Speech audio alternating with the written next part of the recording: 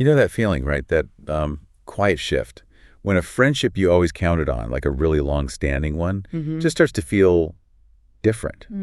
Or maybe it's that, like, surprising sting Yeah. when a connection you really value just kind of fades away. Yeah, that fading. Or realizing, maybe uncomfortably, that you and a friend, you're just not on the same page anymore. It's weird, and it can hurt. It really can. Why does that happen? Why do these friendships, which feel so solid, so important, often change in ways we just don't see coming? It's such a common thing, though we don't always talk about it. We sort of expect friendships to be permanent fixtures, but they're not. They're living relationships. They evolve, just like we do. That's really the heart of it. And that's exactly what we're diving into today. When friendships change, learning to let go or adapting to new dynamics. Our goal here is to unpack all that complexity, understand the psychology and the emotions behind these shifts. And hopefully give you some tools. Exactly. Tools to navigate these journeys, whether it's adapting, setting boundaries, or letting go, with a bit more grace and self-compassion. So let's get into it. Okay, first off, it's really important to get this. Change in friendships isn't a sign of failure. It's just inevitable, part of life. It feels like failure sometimes, though, doesn't it? Oh, absolutely. But there was this interesting study back in 2009. It found people lose, on average, about half their friends every 7 years. Half? Wow. Yeah. Every 7 years. It kind of reframes it, right? It's more like a natural cycle. Okay, half is a lot. Yeah. That definitely shows how dynamic these things are. So what are the big reasons? Why do these shifts actually happen? Well, one of the most common ways, and maybe the least dramatic on the surface, is what you might call the fizzle out. The fizzle out, okay. Yeah, life just gets busy. People All right. get caught up in their own stuff, and you don't deliberately, maintain the connection. No one necessarily wants it to end, but it just kind of falls through the cracks. It's usually a quiet fade. Yeah, I think we've all experienced that. You still care, but, life takes over. Yeah. What else? Beyond the fizzle, Big life transitions. Those are huge. like moving or... Exactly. Yeah. Moving, getting married, having kids, big career changes, even retirement. These things naturally shift your focus, your priorities. It's not always that the friendship itself is broken. It's more about adapting to totally new circumstances. Our lives just go in different directions sometimes. Yeah, that makes a lot of sense. Like your priorities shift from, I don't know, going out late to dealing with baby stuff, and that changes how you connect. Totally. But what if it's not just outside stuff? What about changes inside us? Can, like, our own personal growth make a friendship drift? Absolutely. That's a really key one. Personal growth. As we evolve, our interests change, our values might shift, our goals look different. And if a friendship doesn't really align with who you're becoming, well, that creates distance. It's not about blaming anyone. It's just a sign you're evolving. And sometimes, core beliefs or just day-to-day interests diverge so much that it gets harder to find that deep connection. So it's like two paths starting together, but then slowly bending away because you're each growing differently. Precisely. This whole idea of friendships evolving, it reminds me of how our understanding of friendship itself actually changes as we grow up. There's some interesting psychology on this, right? Like Selman stages. Yes, Selman stages are a great way to look at it developmentally. They show how our expectations of what a friend is actually mature over time. Okay, walk us through that a bit. What's the first stage? So early on, ages maybe 3 to 6, it's momentary physical interaction. A friend is just whoever you're playing with right now. Huh.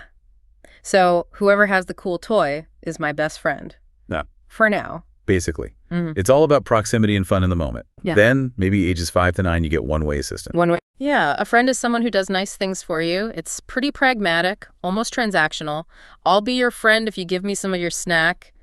Kids might even put up with not-so-nice treatment just to have a friend at this stage. Still pretty self-focused then. Okay, what's next? Fair weather cooperation. Right, around 7 to 12. Now, fairness and reciprocity become super important.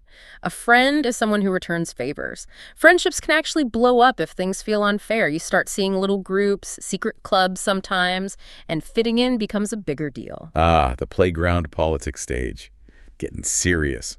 And then into the teen years. That brings us to intimate and mutual sharing, roughly ages 8 to 15. Now it's less about keeping score. Friendships are built on real care, mutual trust. You want friends who think like you, share your views. And if they don't? It can feel like a betrayal, honestly. Trust is everything, and breaking it can mean the end of the friendship. And the final stage, hopefully where we end up as adults. That's autonomous interdependence, usually starting around age 12, but really developing through adulthood. This is where you can accept differences, appreciate them even. You're less possessive. Okay.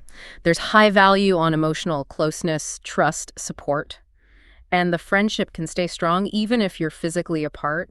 It's about being your own person, but still deeply connected and supportive. That's a fascinating journey. Yeah, and it links back to what you said about different needs. We talked external changes, internal growth, but sometimes it's just about how we like to connect, right? Our style. Exactly. There was that analogy I read from Dr. Gina Simmons Schneider using plants. Oh, the plant analogy. Yes, it's brilliant for visualizing different friendship maintenance needs. She talks about 3 types. First, the succulents. Succulents, like cacti, low maintenance. Exactly. Low maintenance. They prefer direct talk, tell it like it is, and don't need tons of emotional watering. They grow slowly, steadily, even when things are tough. Okay, so that's the friend you can not talk to for 6 months, then pick right back up like no time passed. Pretty much. Then you have trees. Trees. These need some nurturing early on, staking, watering. But once established, their roots grow deep. They need less active maintenance over time, but the connection gets stronger, deeper. They offer steady shade, reliability. Sounds like a really comfortable, solid friendship. And the last one? The flower gardens. These are, high maintenance. They need frequent attention, weeding, pruning, feeding. If too much time goes by without that regular interaction, the weeds take over and the garden disappears. The flower garden friend. We might know one or be one.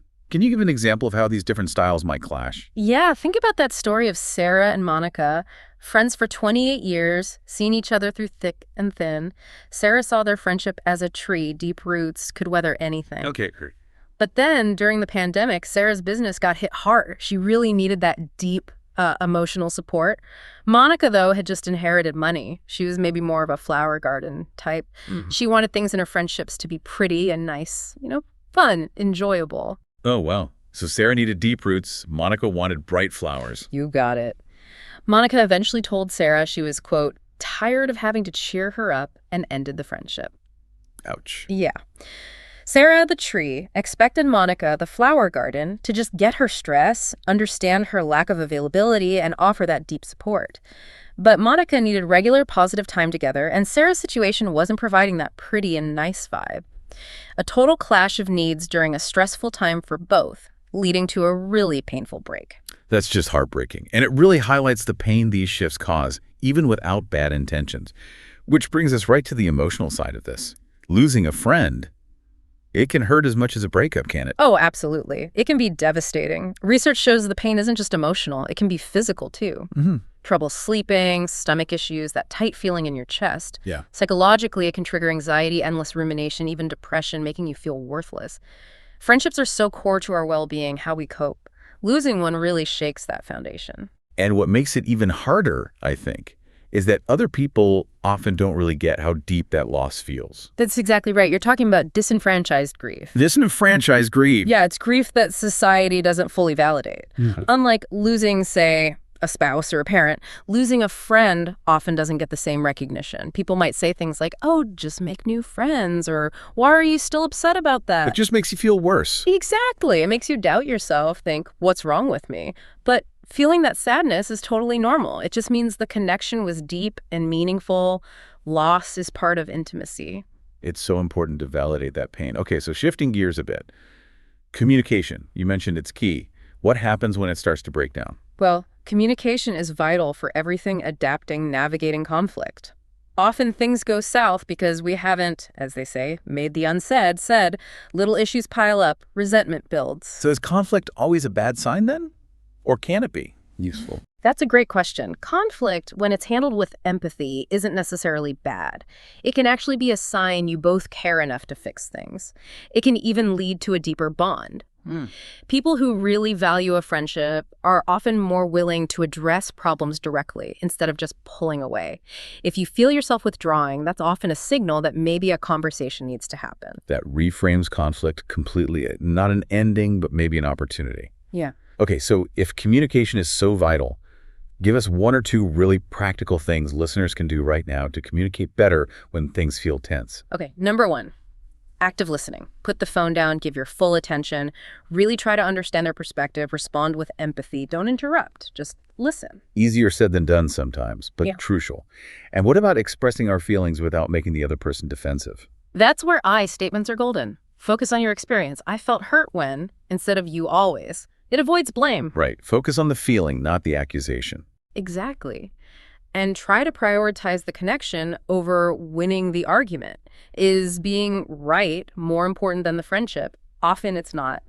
And of course, take responsibility for your part. Apologize if you need to. Those are great, actionable tips. Now, what about those invisible fences in friendships, the things we don't talk about much until they get crossed? Boundaries.